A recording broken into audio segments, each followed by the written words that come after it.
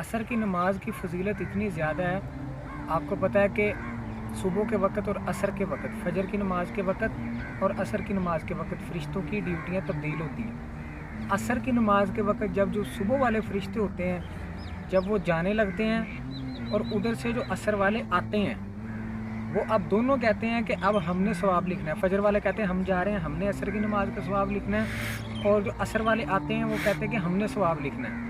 اب وہ دونوں جب جاتے ہیں اللہ تعالیٰ سب کچھ معلوم ہونے کے باوجود پوچھتے ہیں کہ تمہاری بحث و مباحثہ کس چیز پر ہے۔ وہ فجر والے کہتے ہیں یا اللہ عصر کی نماز کا ثواب ہم نے لکھنا ہے، عصر والے کہتے ہیں کہ یا اللہ ہم نے ثواب لکھنا ہے کیونکہ ہماری ڈیوٹی اب آئی ہے۔ فجر والے کہتے ہیں ہم جا رہے ہیں تو ہم اب سمیٹ کے جائیں گے اس کا ثواب۔ اتنی فضیلت ہے عصر کی نماز کی۔ قرآن پاک کی آیت بھی ہے حافظوا علی الصلوات والصلاۃ الوسطیٰ، ساری نمازوں کی حفاظت کرو خصوصاً وسطیٰ درمیان والی نماز کی، وہ عصر کی نماز ہے۔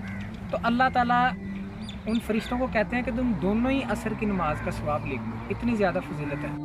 نبی صلی اللہ علیہ وآلہ وسلم کی حدیث ہے، نبی صلی اللہ علیہ وسلم نے فرمایا جس بندے کی عصر کی نماز قضا ہو گئی یا اس نے نہیں پڑھی، اس بندے نے عصر کی نماز پڑھی نہیں، ایک تو ہے اس نے پڑھ لی، ایک بندہ اس نے پڑھی نہیں، اس وہ ایسے ہے کہ اس کا گھر مال پیسہ سب کچھ لٹ گیا۔